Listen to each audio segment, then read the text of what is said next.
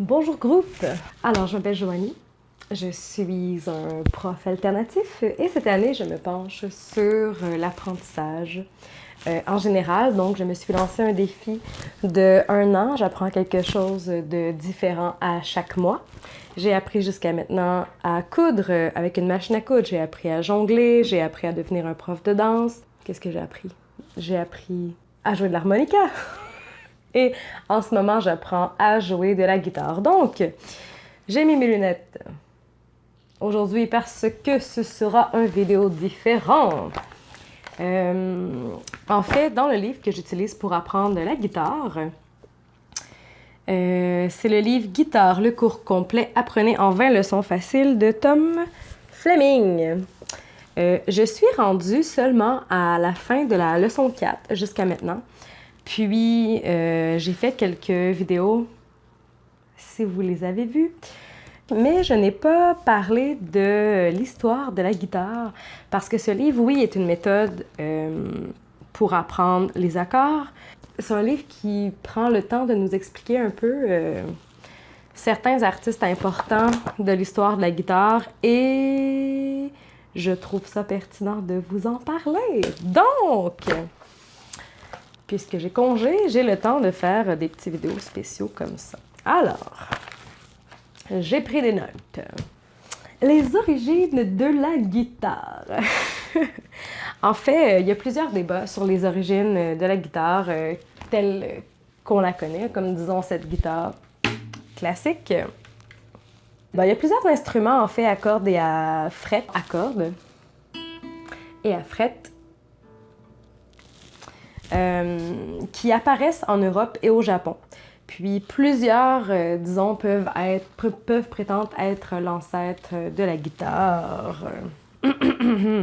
On a même retrouvé un ancêtre, probablement un ancêtre de la guitare, qui ressemblait un peu plus à une harpe, dans une tombe égyptienne datant d'environ il y a 3500 ans à 4000 ans.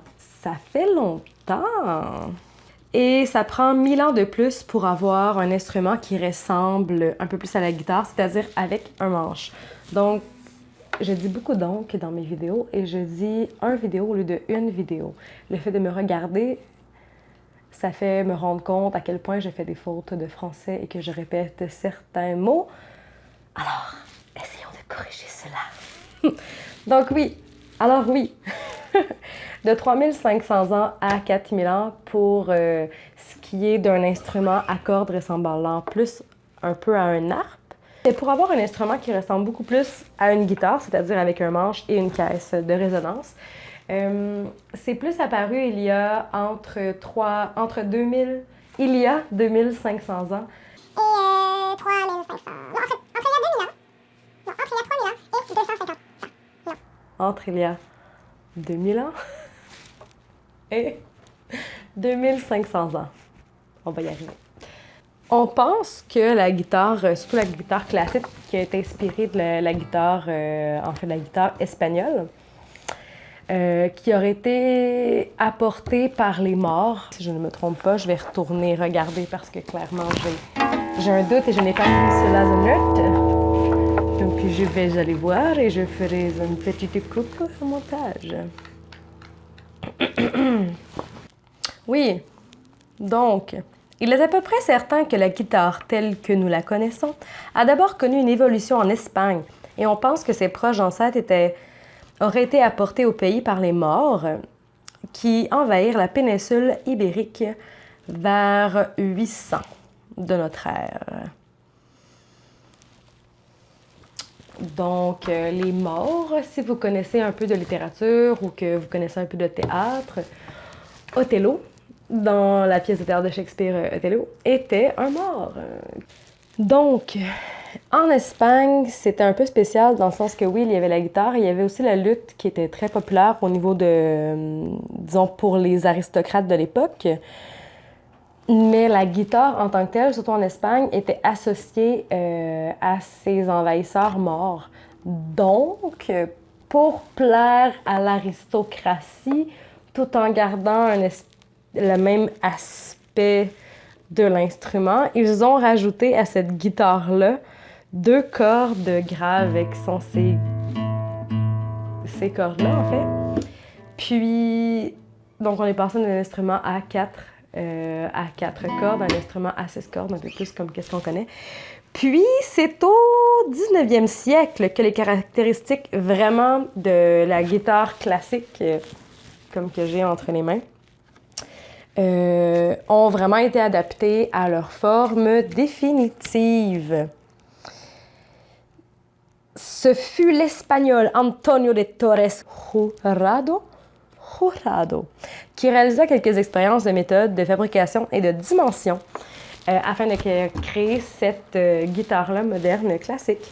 Puis, ce que je lisais, c'est que plus il allongeait le manche, qui est quand même assez rigide, et là, j'ai pas d'autres guitares pour vous faire une comparaison, mais la guitare classique comparée à la guitare acoustique ou comparée même à la guitare, c'est encore plus vrai pour la guitare électrique, le manche est beaucoup moins large, moins épais, moins proéminent. Donc, à la création de cette guitare-là, avec la force des 6 cordes, le manche avait tendance à courber. Donc, les créateurs, les ingénieurs de guitare, ont dû travailler vraiment fort pour que ce manche-là, puis donc ajouter plus de matériel à l'arrière pour garder cet instrument-là beaucoup plus rigide, en fait.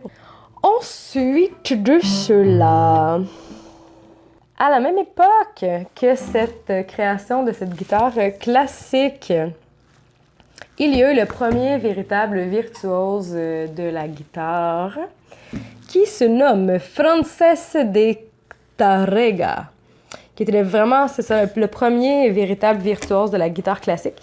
Puis il a mis même au point des techniques qu'on utilise encore aujourd'hui. Ce qui est notable, je dirais.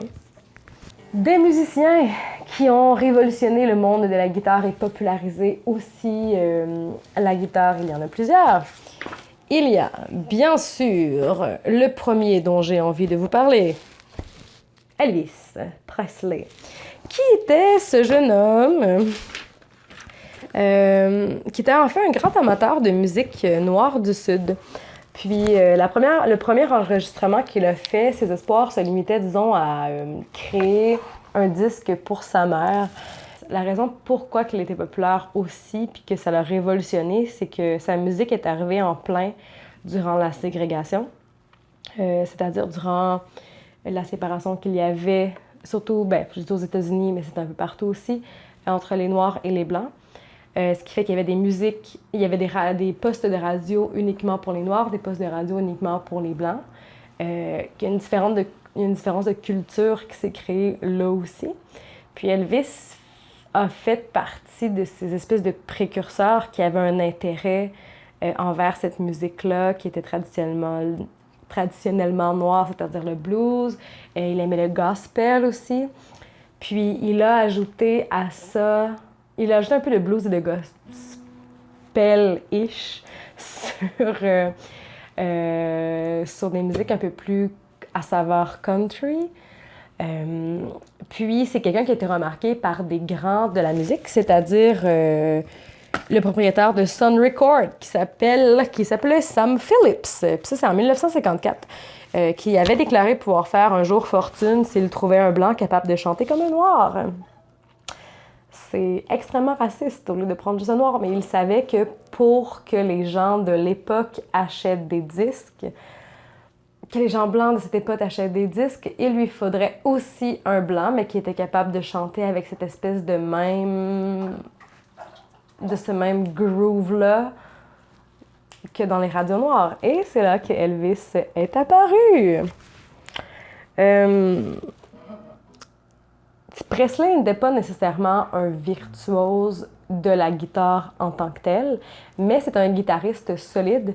Puis c'était un bon marqueur de rythme, ce qui fait que même certains de ces rythmes peuvent aujourd'hui être associés, ont à peu près la même importance que la batterie aujourd'hui dans un groupe de musique.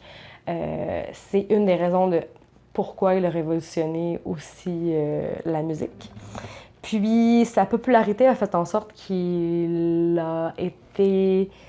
Il inspire, en fait, il a inspiré de nombreux jeunes à apprendre la guitare, à s'acheter des guitares et à apprendre à jouer de la guitare, dont les Beatles. Comme John Lennon l'a déjà dit, je veux dire, il n'y avait rien avant Elvis Presley. Et c'est pas faux en ce qui concerne les Blancs, je dirais. Donc oui, l'arrivée du rock'n'roll a chamboulé vraiment la popularité de la guitare, puis s'en est suivi tout plein d'autres styles musicaux, en fait. Un autre personnage important a été Django Reinhardt, qui était un Français. En fait, c'est un Français qui a passé presque toute sa jeunesse dans les campements gitans près de Paris. Et à 18 ans, sa roulotte a pris feu. Puis, il a été gravement blessé. Il a été brûlé, en fait. Ce qui fait que de sa main gauche, disons qu'on parle en termes de guitare, là, son troisième bout de doigt et son quatrième doigt ont été fusionnés par l'incendie. Ce qui est vraiment terrible quand on y pense. La peau a vraiment fondu, c'est musclé. Il y a un médecin qui a été capable de lui défusionner les doigts, mais malgré tout, ce musicien-là n'a jamais été capable de retrouver assez de force dans ces deux doigts-là pour pouvoir rejouer de la guitare. Personnellement, étant gauchère, j'aurais peut-être appris de l'autre côté.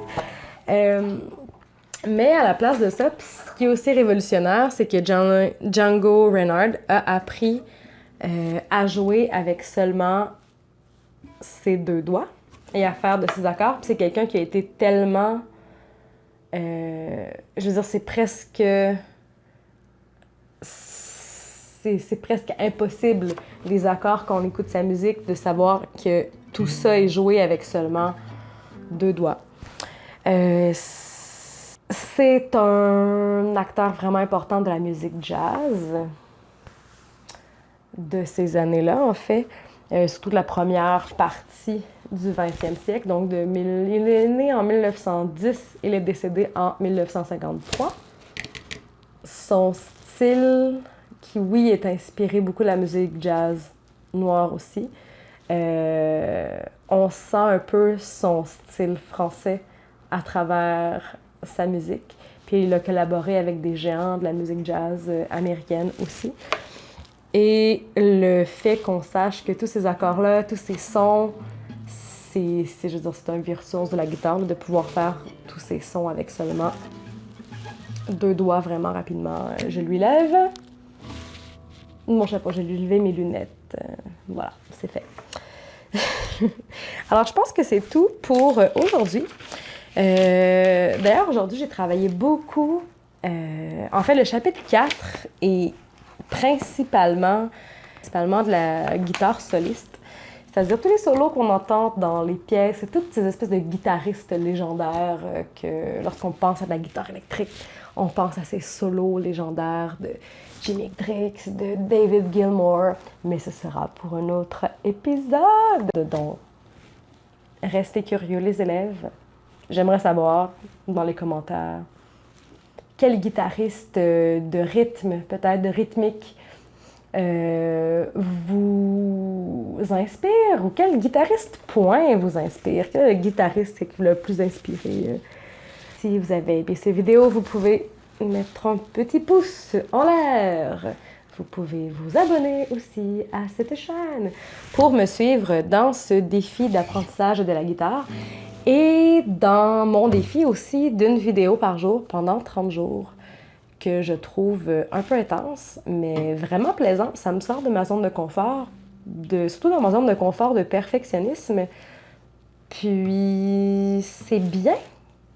Vous pouvez m'écrire aussi qu'est-ce qui vous a fait sortir de votre zone de confort cette semaine. Donc votre guitariste préféré et ce qui vous a fait sortir de votre zone de confort cette semaine. Que vous pouvez m'écrire dans les commentaires en bas. Donc d'ici là, restez curieux et on se revoit demain.